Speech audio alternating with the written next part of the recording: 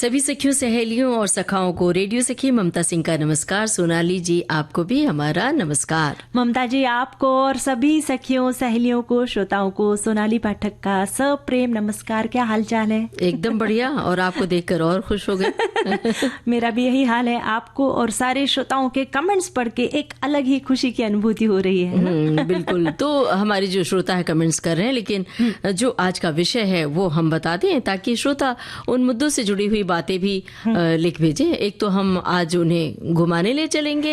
सापुतारा आप भी चलेंगी, और सापुतारा की खासियत ये है कि बहुत ही पहाड़ पर स्थित है और बहुत सुंदर नज़ारा होता है, खासतौर से झील पर कश्ती जब चलती है तो वो बोटिंग का बड़ा अलग आनंद आता है। और जब सूरज की रश्मियां उस पर पड़ती हैं सुबह सुबह, तो वो अद्भुत नज़ारा देखते बनता है। और बारिश के मौसम में वहां जाना चाहिए। तो श्रोता अगर गए हैं सापुतारा तो अपना अनुभव साझा करें, और नहीं गए हैं तो वहां के बारे में जाएं।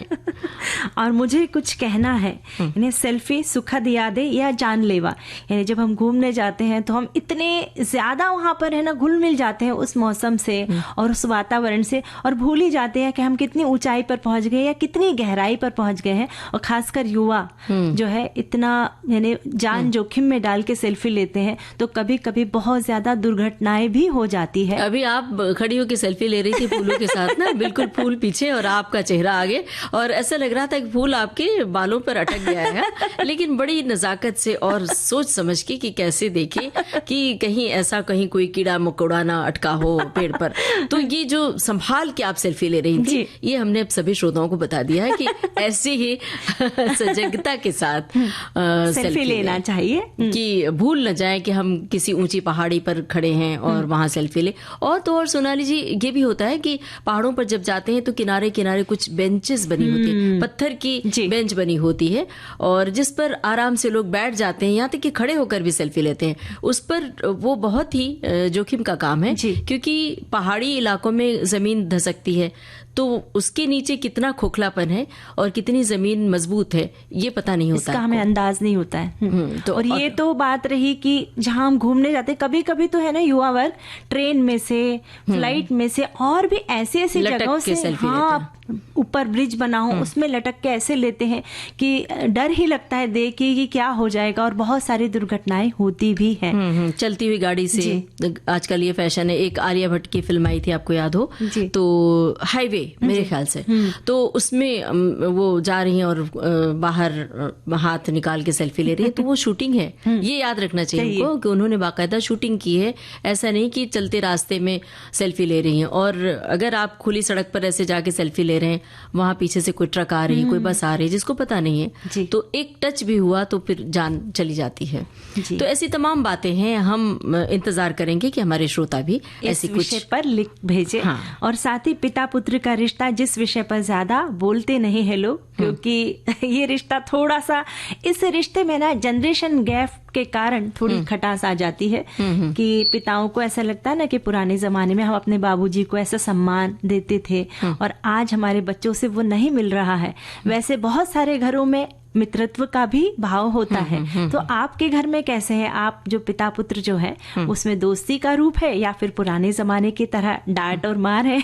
तो लिख भेजेंगे हमारे श्रोता और हम टिप्पणियां पहुंचाएंगे। और इसके अलावा राष्ट्रीय एकता दिवस पर भी हम चर्चा करेंगे जी। तो सबके चेहरे पर मुस्कुराहट आ जाती है और आप तो खिलखिला पड़ी। समझ में आ गया कि सापुतारा घूमने चल रहे हैं। लेकिन ये बताइए कि सापुतारा कभी गई है? गई हूँ। तो बस वो खिला खिला सा चेहरा सामने आ गया। वहाँ के जो कुदरत के नज़ारे हैं बड़े खूबसूरत लगते हैं। ये कहा जाता है कि गुजरात का इकलौता हिल स्टेशन है जो हाँ बड़ी खूबसूरती है, छोटा सा लेकिन कितना प्यारा है। हरे पहाड़, झील, ठंडी हवा, जैसे अचानक वहाँ से निकलकर कोई हम मिनी मसूरी पहुंच गए हैं, ऐसा एहसास दिलाता है। हमें तो लगता है गुजरात में बस गर्मी गर्मी होती है, लेकिन कितना सुहाना मौसम होता है वहाँ। सबको यही लगता है, लेकिन सापुतारा तो पूरी तरह ग्रीन पैराडाइज है ममता जी। खासकर मानसून और उसके बाद के महीनों में पहाड़ बादलों से घिरे रहते हैं, झरने बहते हैं और झील के किनारे नाव चलाने का मजा, ओफ। आहा, क्या बात है, ये तो बिल्कुल दृश्य खींच दिया आपने। और सुबह सुबह या शाम को जब सूरज ढल रहा हो या सूर्योदय हो तो ये नज़ारा बस दिल चुरा लेता है। पास में एक सनसेट पॉइंट है और सनराइज पॉइंट भी है जहाँ से पूरी घाटी का दृश्य दिखाई पड़ता है, और वहाँ पर आर्ट गैलरी भी है जहाँ आदिवासी कला दिखाई पड़ती है। एक छोटा सा गार्डन भी है, हनी बी सेंटर भी है, और सबसे मज़ेदार की वहाँ पर केबल कार है। उससे झील और जंगल का जो सबसे ऊंचाई वाला दृश्य होता है वो देखने का मज़ा कुछ और ही होता है। और वहाँ पर आप रिजॉर्ट में भी रुक सकते हैं, कुछ सरकारी रिजॉर्ट है। खाने में तो गुजराती थाली का मजा हम उठा सकते हैं, और पहाड़ी हवा में चाय पकोड़े, आ हा हा हा क्या बात है। और गुजराती खाने में जो ये फाफड़ा, ढोकला, जलेबी, और ये सब तो फिर मिलेगा ही मिलेगा। फाफड़ा का नाम लिया तो जलेबी तुरंत याद आ गया। उसका कॉम्बिनेशन ही है। बिल्कुल। और बहुत सारी जगह है यहाँ पर घूमने लायक। एक तो हटगढ़ का किला है। हाँ, ये किला गुजरात और महाराष्ट्र की सीमा पर स्थित है। ये किला लगभग 3600 फीट ऊंचाई पर स्थित है। इस किले का निर्माण छत्रपति शिवाजी महाराज ने किया था। और वसंदा राष्ट्रीय उद्यान यहाँ का एक लोकप्रिय पर्यटन क्षेत्र है। यहाँ जाने का समय सुबह 8 बजे से शाम को 5 बजे तक आप जा सकते हैं। साथ ही कलाकार गांव, जैसे आपने जिक्र किया, यदि आप कला और संस्कृति में रुचि रखते हैं तो आपको आर्टिस्ट विलेज देखने जाना चाहिए। यहाँ पर बांस की कलाकृतियां, वारली पेंटिंग, हस्तशिल्प की बनी हुई वस्तुएं पर्यटकों का मन मोह लेती है। और पूर्णा वन्य जीव अभ्यारण्य भी है। यहाँ पर हाथी, हिरण, भालू और बहुत सारे वन्य जीव दिखाई पड़ जाते हैं। वन्य जीव प्रेमियों के लिए ये अभ्यारण्य बहुत ही सुखद अनुभूति देता है, सुंदर अनुभूति देता है। साथ ही जीरा फॉल्स वाघई के नजदीक स्थित जीरा फॉल्स है, और बारिश में झरना पर्यटकों के आकर्षण का केंद्र है। और इसके अलावा सापुतारा म्यूजियम में डांग जनजाति के लोगों का इतिहास, उनका रहन सहन, पोशाक, बर्तन, मिट्टी और लकड़ी की कलाकृतियां हमारे ज्ञान में बढ़ोतरी करती है। और इसके अलावा भी कुछ चीजें हैं। लेक गार्डन है, और संत श्रृंगी देवी मंदिर है, गुलाबवाड़ी है, पांडव गुफाएं हैं, स्टेप गार्डन है, सनसेट पॉइंट है, नागेश्वर महामंदिर और शबरी धाम भी है, और मधुमक्खी केंद्र जिसका हमने अभी जिक्र किया था। ये जगह भी है जहां पर पर्यटक जा सकते हैं और देख सकते हैं, सेल्फी ले सकते हैं, लेकिन सावधानी से। और हमारे एक साथी ने भी लिखा है कि पिछले साल मैं मेरे अपार्टमेंट के 20 लोगों के साथ सापुतारा घूमने गया था। बहुत ही अच्छी जगह है। हम लोगों ने टेंट में स्टे किया था, जो एक अनोखा अनुभव था। दिन में रोप एक्टिविटी, फन फेयर और लोकल फूड था। रात में फायर कैंप था, जिसमें बहुत सारे आदिवासी नृत्य, फोक डांस भी हमने देखे थे, और बच्चों के साथ हम बड़ों ने भी बहुत एंजॉय किया। तो सापुतारा का सफर बहुत सुहाना होगा। फिलहाल इस गीत के साथ हम सफर करते हैं और उसके बाद श्रोताओं की टिप्पणियां लेंगे।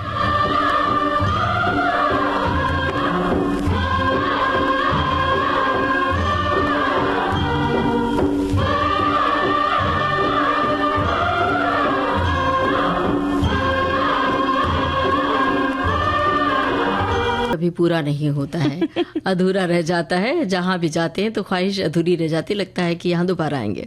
पर उस सफर की यादें हमारे दिलों में राज करती है ना। हाँ, बिल्कुल। तो एक हमारे साथी लिखते हैं, सापुतारा भारत के गुजरात राज्य के डांग जिले में स्थित एक हिल स्टेशन है जो पश्चिम घाट पर्वतमाला पर स्थित है।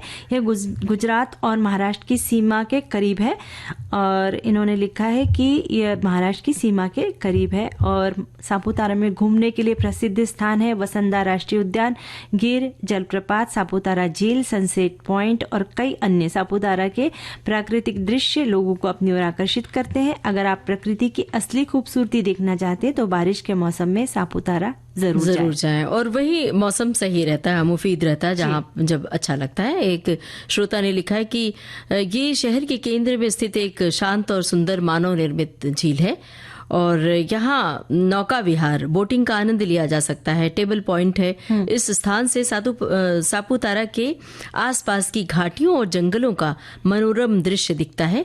ये एक लोकप्रिय पिकनिक स्थान है। सनसेट पॉइंट और सनराइज पॉइंट, इन जगहों से सूर्योदय और सूर्यास्त के खूबसूरत नज़ारों का अनुभव किया जा सकता है। और पुष्पक रोपवे है। ये हिल से दूसरी हिल तक जाने का एक रोमांचक तरीका है जो पर्यटकों को आसपास के प्राकृतिक दृश्यों का अद्भुत अनुभव कराता है। और आज हम एक जरूरी मुद्दे पर भी चर्चा करेंगे। क्या कोई और टिप्पणी है आपके पास, पढ़ना चाहती हैं? बहुत सारे हमारे साथियों ने उसी तरह की बातचीत लिखकर भेजी है, वही की जानकारी, कुछ अपने अनुभव भी साझा कर सकते हैं हमारे श्रोता। अगर आएंगी टिप्पणियां तो हम उन तक पहुंचाएंगे। और 31 अक्टूबर को राष्ट्रीय एकता दिवस के रूप में हम याद करते हैं। ये इसलिए कि लौह पुरुष सरदार वल्लभ भाई पटेल जी की स्मृति में ये दिन याद किया जाता है। उनके जन्मदिन को राष्ट्रीय एकता दिवस के रूप में मनाया जाता है।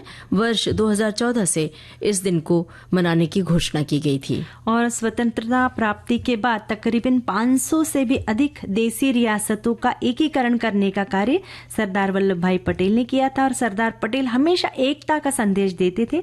राष्ट्रीय एकता दिवस का मुख्य उद्देश्य राष्ट्र की अखंडता को बनाए रखने के लिए एकता की आवश्यकता पर बल देता है। और इस दिन विभिन्न शैक्षिक गतिविधियों और कार्यक्रमों का आयोजन किया जाता है जो हमारे इतिहास, संस्कृति और विविधता में एकता के बारे में लोगों को जानकारी देता है। और साथ ही भारत के लौह पुरुष सरदार वल्लभ भाई पटेल को हम याद करते हैं। और राष्ट्रीय एकता दिवस की आप सभी को बहुत सारी बधाइयाँ और शुभकामनाएं देते हैं। हमारे बहुत सारे श्रोताओं ने भी इस विषय पर बहुत सारी टिप्पणियां लिखकर भेजी है।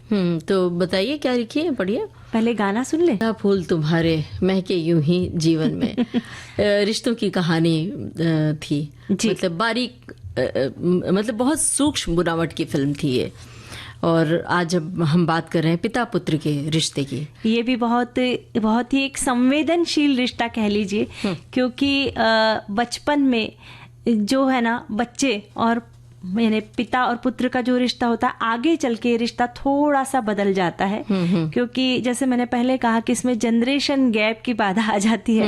पर अभी भी बहुत सारे घरों में पिता को वही सम्मान जो पुराने जमाने में दिया जाता है। कुछ घरों में मित्रत्व का भी भाव होता है उसमें। पहले के जमाने में तो सोनाली जी ऐसे होता था कि बेटे पिता से आंख मिलाकर बातें नहीं कर सकते थे, सिर झुका के बातें करते थे। और घर में पिता की आमद, पिता का आगमन, यानी कि जैसे घर में कर्फ्यू सा लग जाता था। सब डर अमूमन सभी घरों में कि डर, एक पता नहीं क्या डर था। और ऐसा नहीं था कि पिता कोई बहुत खौफनाक तरीके से आए और आक्रमण किया, ऐसा कुछ नहीं था। लेकिन पता नहीं क्यों ऐसा माहौल बनाया जाता था कि देखो, अरे अभी पिताजी आ जाएंगे, देखो ये काम कर लो नहीं तो पिताजी आ जाएंगे, वो डांटेंगे। जबकि न डांट पड़ती थी न मार पड़ती थी, फिर भी सब लोग पढ़ने बैठ जाते थे। सब अपना अपना काम छोड़ के, बिल्कुल कि पिताजी के आने का टाइम है तो आप पढ़ाई करने बैठ जाओ। और दरअसल पिता तो उनका स्थान बहुत ऊंचा माना गया है। और हमारी ताकत, हमारे संबल होते हैं। ये कहा जाता है कि वो एक छतनार पेड़ की तरह होते हैं जो हमेशा छाया देते हैं। और उस पिता का होना मतलब बहुत सारी कठिनाइयों से पार पा जाना। बहुत सारा ऐसा निर्णय जीवन में लेना पड़ता है जब लगता है कि पिता होते तो मैं इनसे पूछ लेती। ये हम सबके साथ होता है। तो पिता का जो ओहदा है, जो उनकी जगह है, कोई ले नहीं सकता है। उनका वर्ताव हालांकि पहले के जमाने में थोड़ा सा सख्त हुआ करता था, लेकिन वो नारियल की तरह, जैसे नारियल के छिलके बाहर से देखने पे बहुत सख्त होते हैं, जब तोड़ो तो अंदर से मुलायम सफेद शफाफ होता है। तो ऐसे ही पिता का रूप होता है। और वे चाहते हैं कि उनका बच्चा हर परिस्थिति का डटकर सामना करे, इसलिए उनका व्यवहार थोड़ा सा सख्तीपूर्ण हो जाता था। और उनकी सख्ती, अनुशासन पूर्ण व्यवहार कभी कभार बच्चों को दुखी भी कर देता है। पर एक उम्र के बाद बच्चों को ये महसूस होता है कि हमारे पिता का सख्त व्यवहार या अनुशासन के कारण ही आज हम अपने जीवन में सफल हुए हैं। दरअसल हर रिश्ते में थोड़ी थोड़ी खटास तो आ जाती है कभी कभी, जब पिता पुत्र के रिश्ते में जनरेशन गैप आ जाता है। पिता अगर पुराना जमाना याद करें और उसी पुराने जमाने की लकीर पर चलते रहें तो फिर दिक्कत होती है। तो उन्हें ये महसूस होता है कि जब हम छोटे थे तो हमारे पिता से हम सभी डरते थे, वो घर आते थे तो सब लोग खेलना छोड़कर बैठ जाते थे, वगैरह वगैरह। ये बातें उनके जहन में आती हैं। वही उम्मीद वो आने वाली जनरेशन से करते हैं अपने बच्चों से। बस वहां पर टकराव की नौबत आ जाती है। पर बदलते जमाने के साथ ममता जी, अगर हमने भी ये स्वीकारना शुरू कर दिया कि पिता पुत्र के रिश्ते में भी अगर दोस्ती आ जाए तो ये रिश्ता ज्यादा मजबूत होगा, ज्यादा खूबसूरत होगा ये रिश्ता। बिल्कुल सही कह रही हैं। अब यहाँ पिता पुत्र के रिश्ते की हम बात करेंगे। यहाँ एक ले लेते हैं ब्रेक, छोटा सा। जीएसटी काउंसिल ने बीमा पर लगने वाले 18% टैक्स को घटाकर 0 कर दिया है। ऐसे में जीवन बीमा लेने वालों को अब सिर्फ इंश्योरेंस का प्रीमियम ही भरना होगा और इस पर कोई भी अतिरिक्त टैक्स नहीं देना होगा। ये हेल्थ इंश्योरेंस लेने वालों के लिए बड़ा फायदा है क्योंकि LIC को पहले से ही इनकम टैक्स में छूट मिली हुई है। वहीं अब GST भी हटने से बीमा लेना फायदे का सौदा होगा।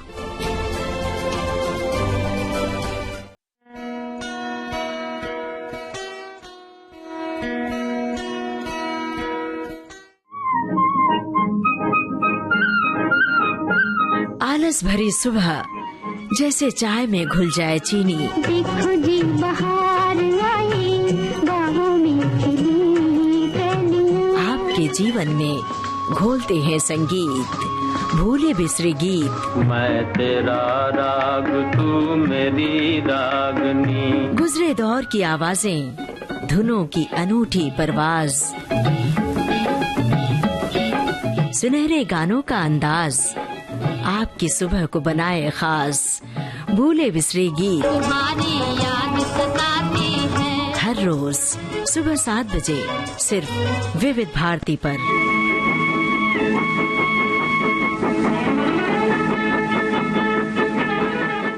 विविध भारती पर यह कार्यक्रम सखी सहेली और सोनाली जी खोई हुई है श्रोताओं की टिप्पणियों में और हम भी खो गए थे, लेकिन ये देखिए सामने आ गई है ये टिप्पणी जिसे हम श्रोताओं तक पहुंचा रहे हैं। हमारी एक सखी है जिन्होंने लिखा है कि पिता पुत्र का रिश्ता, मेरे बेटे और मेरे श्रीमान जी का रिश्ता कुछ ऐसा है कि पापा डांटते नहीं पर फिर भी उनसे डरते हैं। ये कुछ ऐसी बात हो जिसमें कुछ चाहिए हो तो खुद बोलता नहीं, मुझसे बोलकर अपनी बात को सामने रखते हैं और ऐसा कभी नहीं होता कि कुछ काम हो मांगा हो और वो मिले नहीं, पर पता नहीं क्यों अपने पापा से डरता है और सामने कुछ बोल नहीं पाता।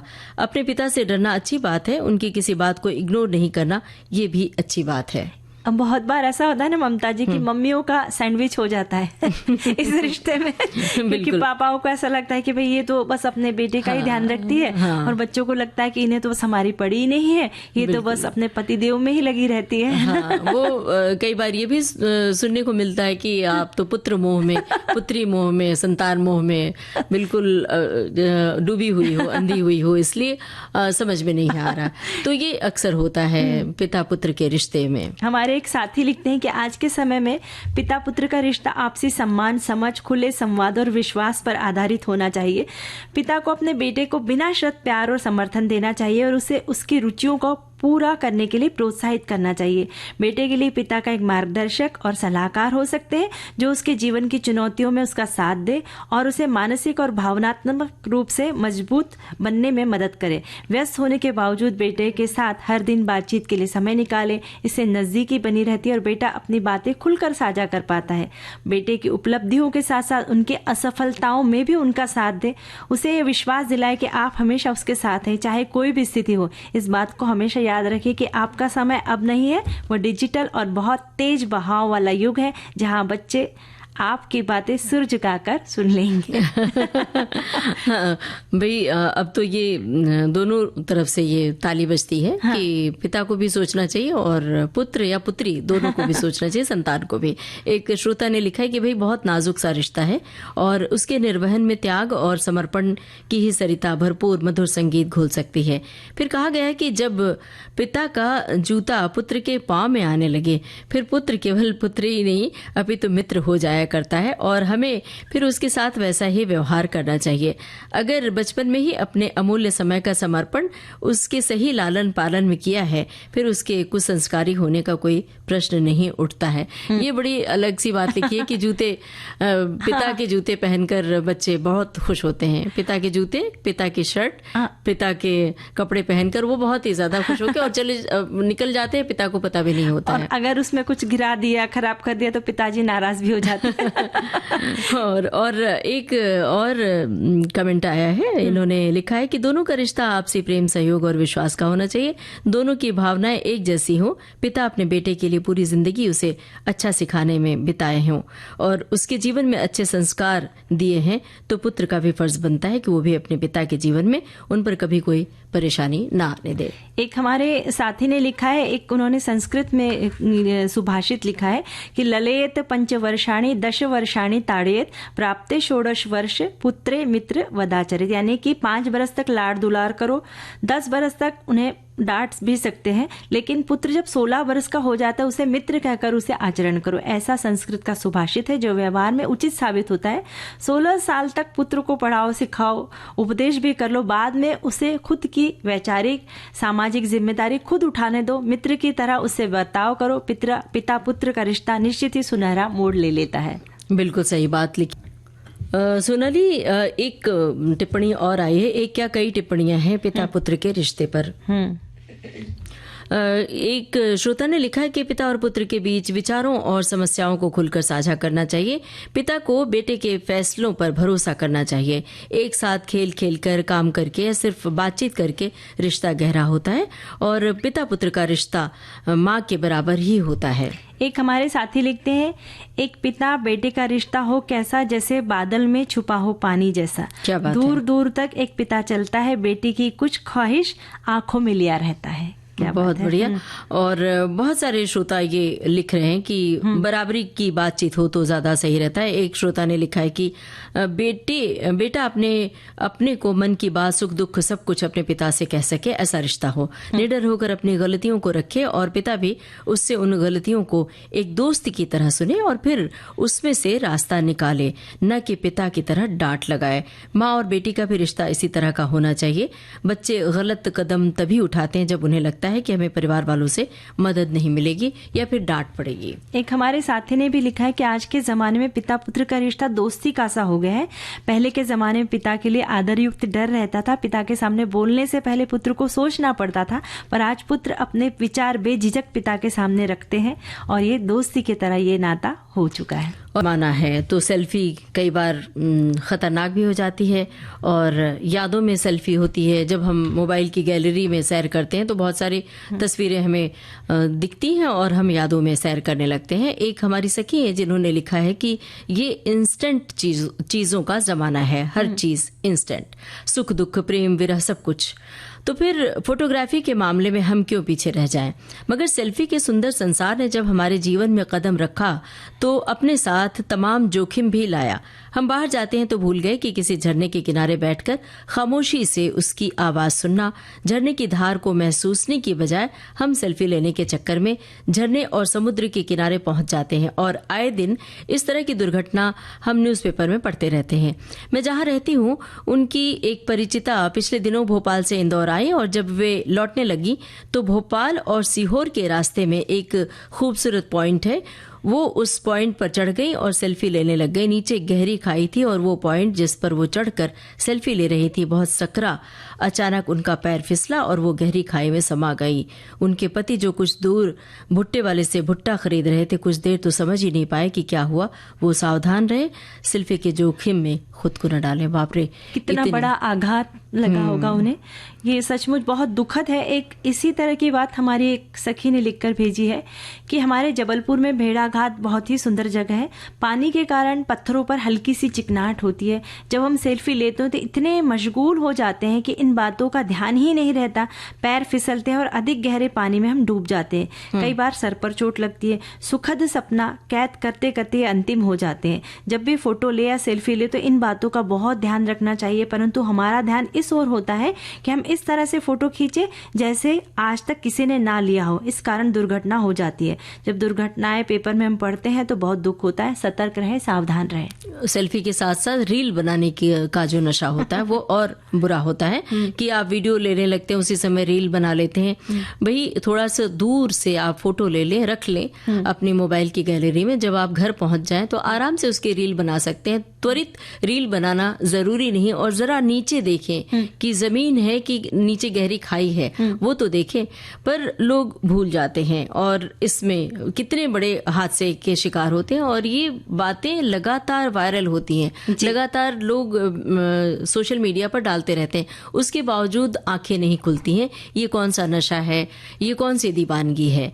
तो ये सवाल हम छोड़ रहे हैं आज श्रोताओं के सामने कि जब भी अगर हमारी बात से कुछ लोग प्रभावित होते हैं और सेल्फी लेने जाएं तो हमारी बात को याद रखेंगे, तो हमारे लिए बहुत बड़ी चुनौती होगी और हमें बहुत अच्छा लगेगा, खुशी होगी। तो एक श्रोता की टिप्पणी और पढ़ रहे हैं। इन्होंने लिखा है कि सेल्फी लेने की दीवानगी लोगों पर इस कदर हावी हो चुकी है कि वो इसके चक्कर में कब अपनी जिंदगी को दांव पर लगा देते हैं उन्हें पता ही नहीं चलता। स्मार्टफोन के जरिए खुद से खुद की फोटो लेने अर्थात सेल्फी का क्रेज बीमारी की हद तक बढ़ता जा रहा है। हाल के वर्षों में ये शब्द इतना प्रचलित हुआ कि 2013 में ऑक्सफोर्ड को भी अपने शब्दकोश में इसे जगह देने को मजबूर होना पड़ा। और इस सेल्फी लेने के चक्कर में कभी कभी हम सेल्फिश भी हो जाते हैं। यानी हमें किसी की जरूरत नहीं, पहले हम फोटो खींचने के लिए किसी से रिक्वेस्ट करते थे कि भाई मेरी फोटो खींच दीजिए, पर अब सेल्फी के लिए हमें किसी की जरूरत नहीं, हम खुद की फोटो ले सकते हैं। एक हमारे साथी ने भी लिखा है कि सेल्फी का क्या बोले, सेल्फी लेना एक यादगार पल को कैमरे में सेव करना, जिससे कभी उन यादगार क्षणों को देखकर हम खुश होते हैं और उस बीते हुए समय में कुछ देर के लिए खो जाते हैं। पर इन यादगार पलों के लिए हमें सुरक्षित जगह का ध्यान रखना चाहिए, इतना सेल्फी में नहीं खोना चाहिए जिससे हमारा जीवन खतरे में पड़ जाए। आजकल ज्यादातर ऐसे समाचार पढ़ने को मिलते हैं जिसमें सेल्फी लेने के चक्कर में जान चली जाती है, तो उन जगहों पर ही हमें कैमरे में कैद करना चाहिए जिससे अपनी जान को जोखिम में ना डाला जा सके। तो तस्वीर लेने के चक्कर में अपनी जान बचाएं। तस्वीर लें जरूर, लेकिन अपने जहन में। तस्वीर लेना हम सबका शौक होता है और कुछ लोगों में बड़ा हुनर भी है, बहुत प्यारी तस्वीर लेते हैं। अब लेकिन कई बार वो तस्वीर सेल्फी के रूप में जब आती है तो दुखद भी बन जाती है। एक श्रोता ने लिखा भी है, मैं याद नहीं करना चाहती, मेरे जानने वालों को बेटी का कॉलेज पूरा था उस दिन, तब ही नया नया मोबाइल भी शुरू हुआ था। उसने कॉलेज की छत पर जाकर सेल्फी ली कि आज कॉलेज का आखिरी दिन है। छत से वो जब गिरी तो सबने देखा। कितनी दुखद, बहुत दुखद। हमारे एक साथी ने लिखा है कि सेल्फी का उपयोग सकारात्मक और नकारात्मक दोनों तरह का हो सकता है। जब उसका इस्तेमाल आत्मविश्वास बढ़ाने और खूबसूरत पलों को कैद करने के लिए किया जाता है तो एक वरदान है, लेकिन जब खतरनाक जगहों पर लापरवाही से ली जाती है तो जानलेवा साबित हो सकता है, तो हमें सावधानी रखना चाहिए। और एक श्रोता ने लिखा कि सेल्फी लेना एक हद तक ठीक है, पर बरसात में पहाड़ी जगहों पर नदी के किनारे दुर्घटना घट सकती है, पर युवा इसका ध्यान नहीं रखते। नदी के किनारे क्यों, झील के किनारे, समंदर के किनारे, ट्रेन में, बस कहीं में, भी, हर कहीं जगह लेते हैं। आपको ऊंचे ब्रिज पर जाकर लेते हैं तो उन्हें दिखाना होता है कि देखो मैंने कितनी अच्छी करामात की है, पर ये जो हमारी धड़कनें बढ़ जाती है देखते वक्त, होड़ सी लग गई है लोगों में, होड़ सी लग गई कि हम कितनी ज्यादा तस्वीरें लेकर रील बनाकर इंस्टा पर, सोशल मीडिया पर पोस्ट कर दें। एक श्रोता ने लिखा है कि सेल्फी हमारी तो यादगार सेल्फी माता वैष्णो देवी के भवन पर थी, मेरी धर्मपत्नी की और बच्चों के साथ ली गई। आरती मिली, उसके बाद चुनरी पहनाई माता को, जिसे हमने फ्रेम करवा के रखा है। भाई इस तरह की जो यादगार सेल्फी है वो तो बहुत अच्छी बात है। एक हमारे साथी ने लिखा है, मुझे तो सेल्फी लेना अच्छा भी नहीं लगता और जब हम कहीं होते हैं तो चाहते हैं कोई दूसरा मेरे साथ इस सुखद मनोरम पल को मेरे कैमरे में कैद कर दे, वैसे मैं करवाती हूँ। यानी खुद से लेना अच्छा नहीं लगता। बहुत अच्छी बात है कि चलो कोई साथी तो होता है ना कि इस एंगल में खड़े हो जाओ या इस एंगल में खड़े हो जाओ, किस तरह से आएगी, फिर नहीं ये अच्छी नहीं खींची, ये अच्छी, तो उसमें हमारी बातचीत, हमारा संवाद भी हो जाता है ना उस बहाने। नहीं तो सेल्फी में तो सिर्फ खुद को ही एडजस्ट करना होता है हमें। लेकिन वहाँ पे सावधानी है, हाँ, वहाँ की भी जरूरत है, क्योंकि आप खड़ी हैं और पीछे से आप कह रही हैं कि हाँ यहाँ से ले लो, इधर घूमी, और पीछे अगर घाटी है तो पता नहीं चलता, तो बैलेंस बिगड़ने में देर नहीं लगती है वहाँ भी, तो सावधानी तो बरतनी है। एक श्रोता की टिप्पणी है, हमारी बेटी को सेल्फी का बड़ा ही शौक है, पर वो पूरी तरह से संभल कर लेती है और सब पहले से देख लेती है कि क्या कहाँ कैसा है। हम उसे मना करते हैं तो कहती है मम्मा आप अच्छा फोटो नहीं लेती तो मैं सेल्फी ले लूंगी। ये असल में क्या होता है कि जब हम बातें करते हैं, लेकिन जब हाथ में कैमरा होता है, मोबाइल होता है, तो भूल जाते हैं। हम अभी थोड़े दिन पहले की घटना है, हम कहीं घूमने गए थे तो वहां पर एक झरना बहता हुआ नजर आया और गाड़ी रोकी, हम लोगों ने फोटोज खींची बहुत सारी। तो झरने के सामने एक जगह ऐसी थी, झरना बहकर वो एक अलग नदी की शक्ल में आगे बह रहा था। तो वहां मुझे लगा कि मैं भी जाके उस पानी को कैमरे में कैद कर लेती हूँ। लेकिन वहां नजदीक जाने के लिए देखा तो मिट्टी काफी सी भुरभुरी थी और देखने में नहीं लग रहा था, बस उसमें थोड़ी थोड़ी किनारे की ओर दरार सी दिख रही थी। तो मैंने हल्का सा पैर रखने, मतलब जरा सा पैर टच किया, कुछ भी नहीं हो रहा था, तो लगा यहाँ तो ठीक ठाक है। लेकिन डर लगा कि नहीं, ये सावधानी बरतनी चाहिए। तो जब हम दूसरों को सिखाते हैं कि सावधानी बरतिए, तो खुद को भी आत्मसात करना चाहिए, खुद पे भी। तो हम वहां मैंने नहीं ली। यानी ऐसे नहीं है कि सिर्फ ज्ञान देना है और खुद उसे अमल में नहीं लाना है, तो खुद को भी सावधानी पूर्वक। नहीं, बच्चों को कह रहे हैं कि भाई जाओ मत उधर, और खुद ही चले गए तो बच्चे बोलेंगे कि आप तो जाते हो, हमें क्यों मना करते हो। तो इसलिए खुद भी संभाल के सेल्फी खींचे, फोटोज खींचे और दूसरों को भी संभालने के लिए कहें। और अब क्या